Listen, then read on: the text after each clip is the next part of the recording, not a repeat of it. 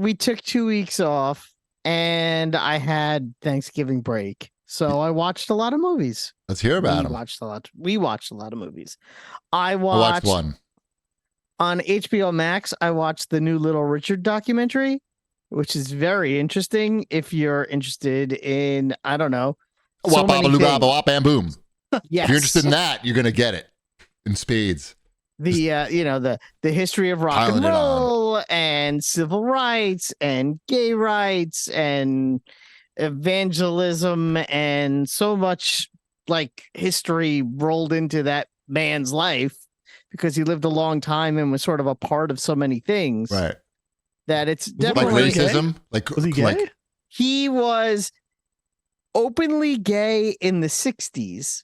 Part of the 70s. Okay. In the late 70s, early 80s, he said that he had found Jesus and he's no longer gay. Okay. And then by the late 80s, early 90s, he lost Jesus. He's like, I might be somewhat gay. It's Right. like he was very conflicted with himself, and some of it is actually very sad because he never really found love, so to speak. Like that's a big part of the documentary is that he was lonely because he could never really accept himself. But he named himself Little Richard. Well, that's when he was, How are you gonna meet another guy if you name yourself Little Richard? It's crazy. I don't think he had any trouble meeting guys. Should have named himself Moby Dick. That would have been good. It's so strange because sometimes they show him like when he doesn't have like the makeup on and the hair, and he doesn't look like you would not recognize him if he had walked down the street when he looked like that. I wouldn't recognize him. I mean, unless he was wearing like the sparkly clothes and going, good golly, Miss Molly. Woo! Tutti Frutti. If he's yelling out Tutti Frutti, I'd be, that's Little Richard. Yep. Oh, Rudy.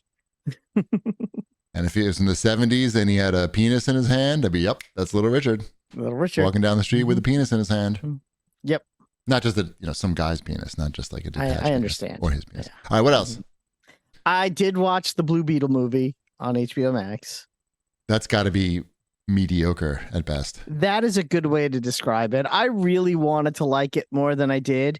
It's like someone watched the first, 15 years of Marvel movies and just like, oh, we'll take this scene from this movie and this scene from this movie. AI made it. It really does feel like that. It's so weird how many scenes from this movie are taken from other movies. And I don't want to spoil it, but I also don't care. Like there's a scene in the movie where, the Blue Beetle gets, he thinks he's like in between life and death, and guess where he is? He's on the ancestral plane, and the spirit of his elder comes to speak with him. Was it ancestral or no ancestral? Yeah, that's funny. But I mean, you've seen that before. How about the scene where he's flying and he goes up a little too high and he can't control it because he's never been up that high before, and he's never seen falling. that before. Yeah. Or oh my God, it's so weird how unoriginal it is. Did it make money? No, it not. It lost a lot of money. If it had been original, would it have lost even more money? I don't know. Right. Least, if it was original, at least you could say, hey, they tried.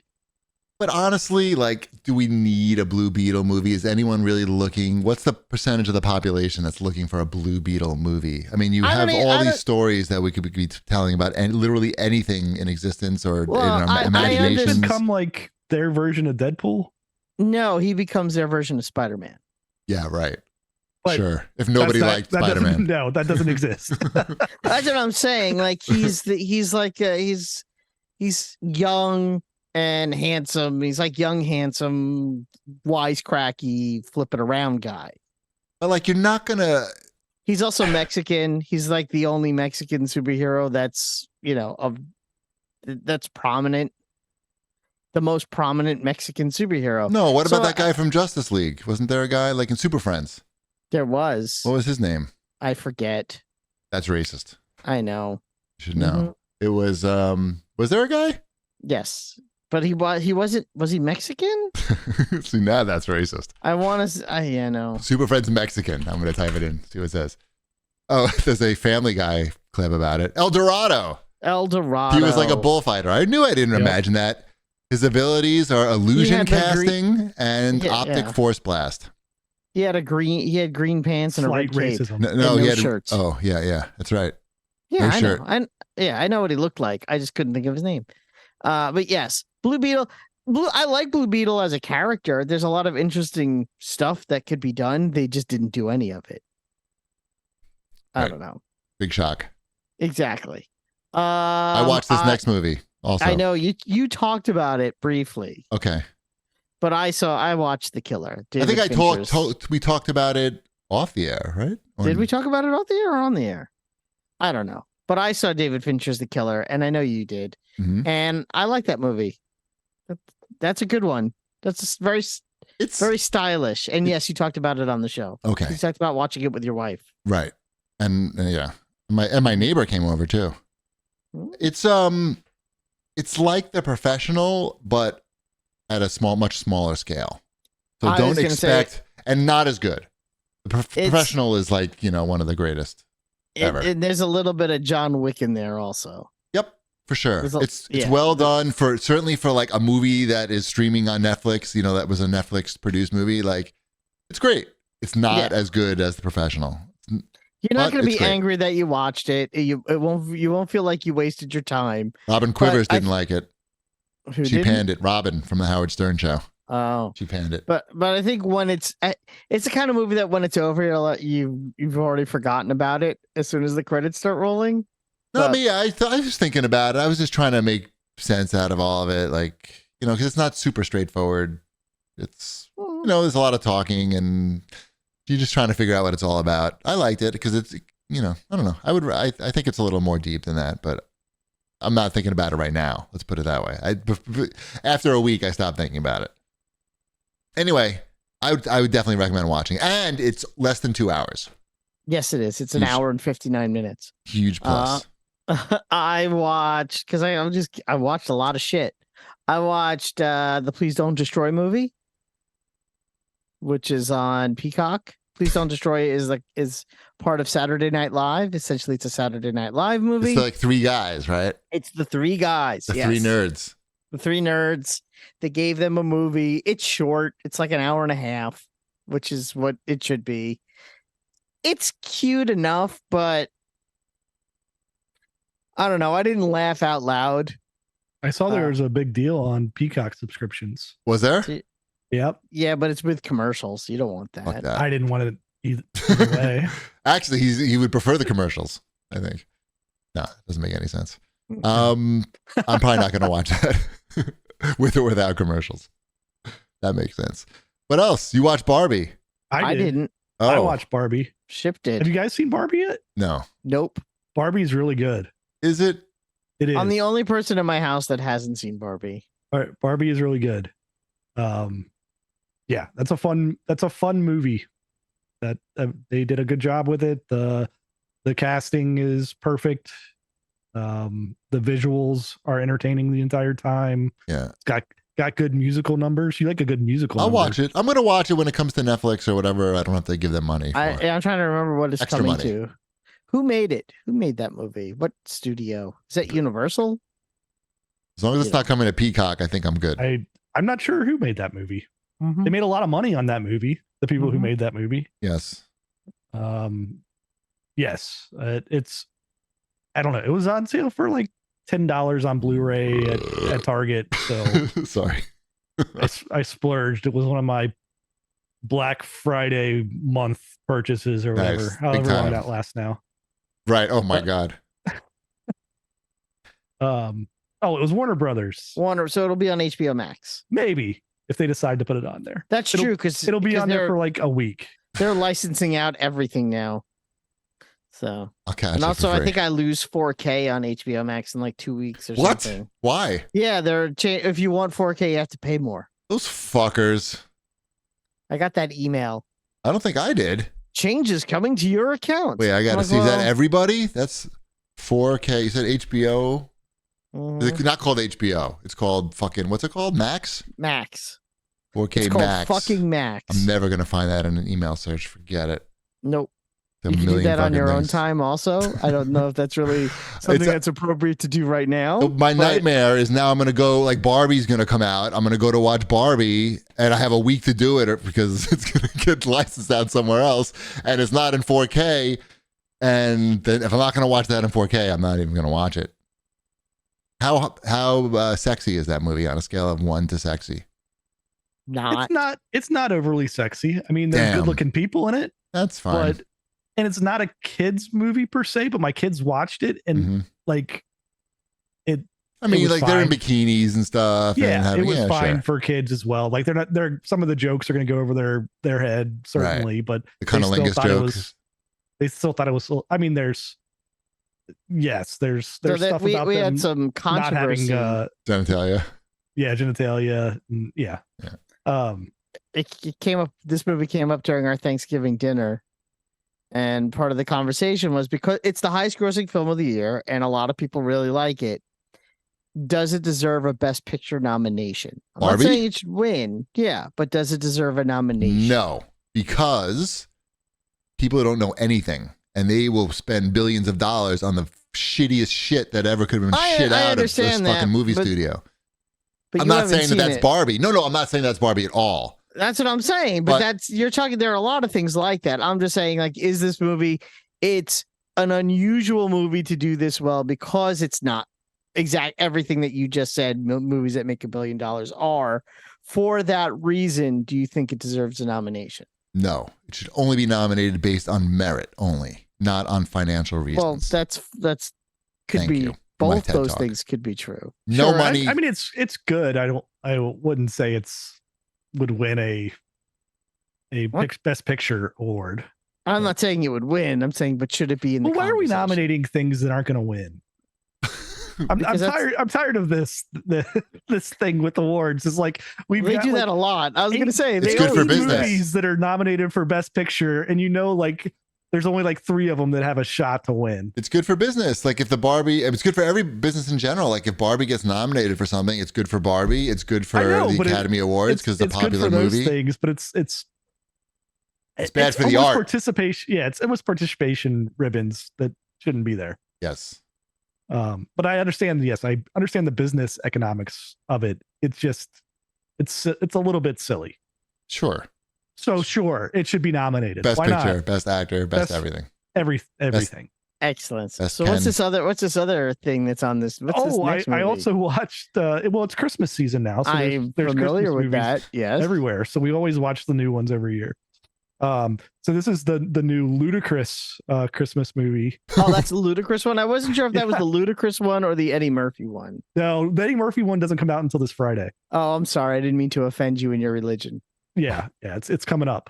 Yeah, Glad Dashing Through the Snow is the new Ludacris Christmas movie on Disney Plus. They should have called it that, but they should have called it Ludacris. But he doesn't play Ludacris in this. He's just like a dude, right? He's a dude that's a divorced, separated dad who doesn't believe in Christmas and Santa Claus, and then guess what? Santa Claus shows up, and she's a hot woman, and they get together. He's black. Santa Claus? Yeah. Cool. Well, Santa Claus is black. Everyone knows that. That's fine. He's just as black as he is white, green, yellow, purple, chicken, or an alien. There's probably people upset that he's black, though. Well, welcome to America. My family enjoyed it. It's a cute, if not predictable, one of these Christmas movies. But there's hijinks. There's a musical number. Does he smoke weed in it? Got it all. How much weed is in the movie? I'd have to watch it again. I did not see a ton of weed. What about exotic cars and twerking? There's a dance it's called like the North Pole Shimmy. That sounds like twerking. Are asses dropping to the floor? Not likely. He listens to some what does he listen to? Maybe some Exhibit? Great. I forget what his was contemporary. Mm-hmm. All right, what else we got here on the TV side? Yes. This sounds like something Wombat watched. This is something I watched literally this morning at like 7 a.m. because it came out this morning. It's a documentary. It's 20 minutes long. So this is right up your alley, and it's only on YouTube. So again, you already have it. I have it's YouTube. Free. It's free, and it's 20 minutes long. But it's a 20-minute documentary about Bob Newhart and Don Rickles and their friendship. In case, for those who don't know, Bob Newhart and Don Rickles were best friends for 50 years until Don passed. Bob Newhart is still alive, and Judd Apatow made a 20-minute. He directed this documentary. Judd Apatow did. Nice. So it's just it's fast paced. It moves. It's very touching. It's a really good, quick little thing that I highly recommend. Actually, of everything on this list, it may be the thing I recommend the most. Is a 20-minute documentary on YouTube. Now, has Judd Apatow like touched any women inappropriately or been accused? He said this was touching.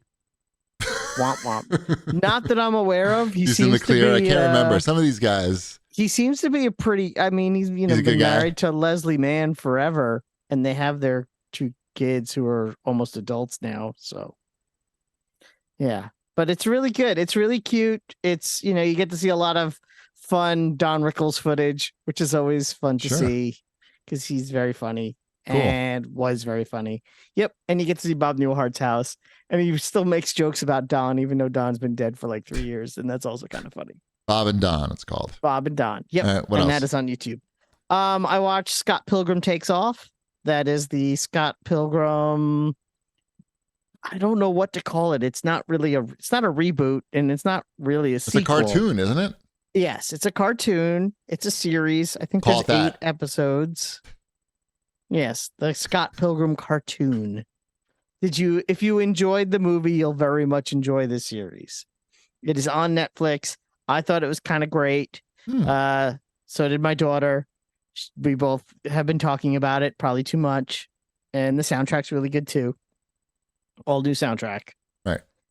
So if you are a huge Scott Pilgrim fan like we are, then I say go. If you haven't watched, then you probably already watched it. That's what I was going to say. Yeah. If you're a mild Scott Pilgrim fan, then maybe you should check it out. If you've never seen Scott Pilgrim, watch the movie first and then watch this. A lot of work. What about reading the books first? No, you don't need to read the books. Okay. Yeah. Anything but that. You like the movie. Don't act like you don't like I've read the books. I watched the movie. I'm a middling fan. I played the game. Yeah, so I haven't consumed about all the Scott Pilgrim there is, except for this, I guess. I know. Why? So what are you doing? Get on it. Seriously. I don't know. I didn't sit down to watch an 8-hour cartoon or 8-hour series of cartoons. First of all, it's not 8 hours. It's 4 hours. Oh, it's a half hour each. Okay. It's probably like 22 minutes each, even, no? Yeah, maybe. Yeah, it might even be less. There's no reason I haven't watched it. You're behind, actually. You're failing your mission of watching or consuming all the Scott Pilgrim. It has all the original voice actors back. You get Chris Evans and Brie Larson and Michael Cera. Michael Cera, he was in Barbie. He was in Barbie. So, good nice stuff. He should win Best Actor. Maybe he will, Melhouse. Maybe he will. I just want to say quickly, we're still watching Robodoc. We haven't finished it, but I think we have one left. It's very good. Mrs. Cheapy is enjoying it, even though she really doesn't give 2 shits about RoboCop, which speaks to how entertaining it is. I think the most interesting part is you see. I assume it's still true today, but even then, it must have been even more difficult to make a movie. You see how they make all these practical effects, like remember when RoboCop has like the thermovision, right? Mm-hmm. They didn't really have thermovision, right? So the effects team basically made all these jumpsuits and painted them to look like it was thermovision, and then put it on like a black screen. It's crazy. And then now that cool. It's super cool. And once they explain it to you and you see it, you can't unsee it. It looks so those are just all people wearing skin tight fucking suits. It looks ridiculous. But it's again, Robodoc, very well done. You still have to pay for it. It's like $13, I think, unless you have Screambox. I know nobody has Screambox, right? That's a thing. Screenbox? Wombat, even you don't totally have. I have so much Screenbox. That's the one service you don't have, Screenbox. I don't. Yeah. We should play like a game. Is that like a horror? Yeah. Okay. We could probably play a game like streaming service or not, and just. Is Screenbox from Shout? Is that a Shout Factory channel? That's made up. Shout is made up. Not. Anyway, you should check it. If you like RoboCop at all, you got to check it out. They basically go through the whole movie and, explain how they show you how they did it. You learn the director was an insane person, and Peter Weller was fucking everybody during the movie. So, during, when they weren't filming. What is it? Who's everybody? Like the hair girl, just the people on set, basically. People working on Nancy Allen? Probably not Nancy Allen. Maybe. Got the Oreos? Oh. I haven't gotten to the Oreos part yet. Oh, that must be the last episode. But he was like, they asked him because they interviewed the other cast members, and they basically said they heard Peter Weller fucking in this trailer, and I guess they asked him about it, and he's like, hey, it was like we were living in a small city, so I had to, I was a young man, I had to do my thing. I was gonna say that's not really an excuse. I lived in a small city. Does that mean it doesn't seem like a good reason to have sex with everybody? Well, he was very horny, I think, what he was saying, and he was a star. I'll tell you what, though, like the cool thing about this is that I've seen Peter Weller interviewed in the past about RoboCop, and he seemed like not very interested in it, and he is super fired up about it in this documentary. Like, if he had this type of energy when he was recording the lines for the RoboCop video game, that game would have been on another level. But instead, I think he was still in that phase where like he didn't give a shit about RoboCop, or they probably paid him nothing to fucking do it. So he's just like, why should I put any effort into it? But he put a lot of effort into talking about his time as RoboCop, and it made me realize like that's one of the things that's making the game kind of shitty. People called me out for not liking the RoboCop game, by the way. Say like, oh, you don't like games anymore. Everybody liked the RoboCop game, but you like. And you're the biggest RoboCop fan. Like, what's wrong with you? It's like, yeah, I'm the biggest RoboCop fan, so I know what quality RoboCop would be. And, they kind of dropped the ball. Maybe it's Peter Weller's fault a little bit.